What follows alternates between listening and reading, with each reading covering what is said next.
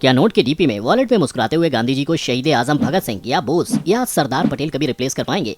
इस बात का व्हाट्सएप फॉरवर्ड और चौराहों पर चर्चा तो आपने सुनी होगी, लेकिन हमारी दिल्ली के भाई साहब केजरीवाल ने तो हद ही कर दी और वो नोट पर सीधा गणेश जी और लक्ष्मी जी को ही ले आए और कह दिया कि इनके बिना हमारी इकोनॉमी आगे नहीं निकल पाएगी। खैर, इस बात का क्या सेंस बनता है वो तो आप कमेंट में बताइए, लेकिन यहाँ से एक क्यूरियोसिटी तो जरूर जग गई कि आखिर ये नोट को कौन सा इंजीनियर डिजाइन कर रहा है जो अपने आलस की वजह से गांधी जी को वहाँ से हटा नहीं पा रहा और हर बार वही दिख जाते हैं। इसीलिए आइए इस पूरे प्रोसेस को पूरी सीरियसनेस के साथ समझते हैं। सबसे पहले आपको बताते हैं कि देश में नोट का डिजाइन आरबीआई एक्ट 1934 की धारा 22 के तहत तय होती है और नोट जारी करने का एकमात्र अधिकार आरबीआई के पास होता है। अगर इसमें कोई बदलाव करना है तो आर्टिकल 25 के तहत रिजर्व बैंक का सेंट्रल बोर्ड इसे प्रस्तावित करता है और उनके कुल बदलाव को फिर रिव्यू करने के लिए भेजा जाता है।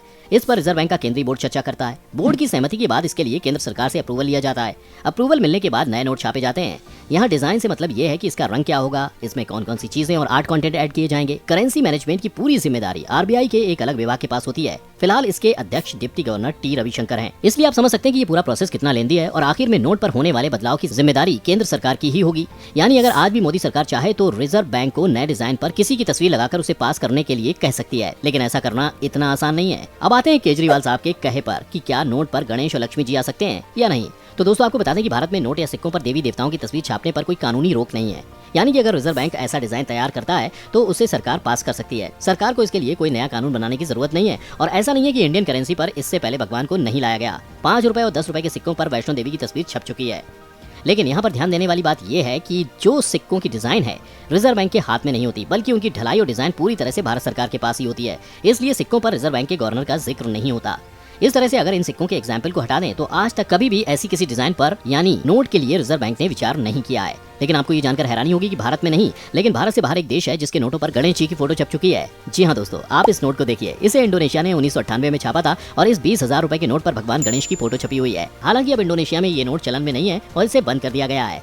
अब ऐसा हुआ क्यों, इसे भी समझ लीजिए। वो इसलिए क्योंकि इंडोनेशिया के कई हिस्सों में चोल वंश का शासन था। इस दौरान वहां पर कई मंदिरों को बनवाया गया था। गणेश जी को इंडोनेशिया में कला, बुद्धि और शिक्षा का भगवान माना जाता है। यहाँ के कई स्कूल और कॉलेजों में भगवान गणेश की फोटो लगी देखी जा सकती है।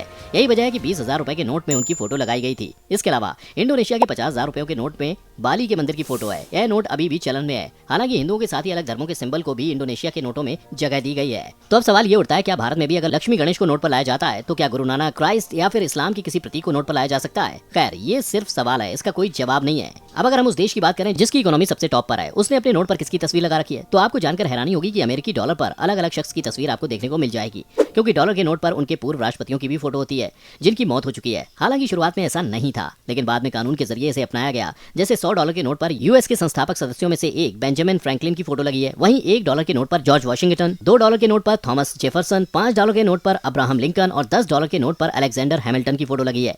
इसके अलावा भी कई नोटों पर पूर्व राष्ट्रपतियों की फोटो लगी है। मतलब ये भगवान जी को परेशान करने का कॉन्सेप्ट अमेरिका ने नहीं अपनाया है। अब आते हैं अपने यहाँ के बैंकिंग नोट के डिजाइन के इतिहास पर कि आखिर कैसे ये नोट डिजाइन हुए और कैसे कैसे उसमें बदलाव हुए।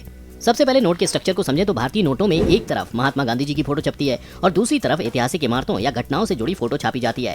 भारत के लेटेस्ट बैंक नोट्स की बात करें तो 10 रुपए के नोट पर कोणार्क का सूर्य मंदिर, 20 रुपए के नोट पर एलोरा की गुफाएं, 50 रुपए के नोट पर हम्पी, 100 रुपए के नोट पर रानी का बाग, 200 रुपए के नोट पर सांची का स्तूप, 500 रुपए के नोट पर लाल किला और 2000 रुपए के नोट पर मंगलयान की फोटो छपी है। लेकिन भारत की आजादी के बाद सबसे पहले 1 रुपए का नोट जारी किया गया था, वो भी 2 साल बाद, साल 1949 में। आजादी से पहले भी 1 रुपए का नोट छपता था, लेकिन उसके वाटरमार्क्स विंडो में किंग जॉर्ज की फोटो लगी होती थी। 1949 में जब नोट छपा तो किंग जॉर्ज की फोटो की जगह अशोक स्तंभ की फोटो लगाई गई। लेकिन अशोक स्तंभ से पहले ही इस पर गांधी जी की तस्वीर लगाने की बात हुई थी, लेकिन तब वो बात बनी नहीं और गांधी जी नोट पर नहीं आ पाए। इसके बाद साल 1951 में पहली बार नोटों पर जारीकर्ता का नाम, रुपए की वैल्यू और जमानत से जुड़े सेंटेंस हिंदी में छपे थे।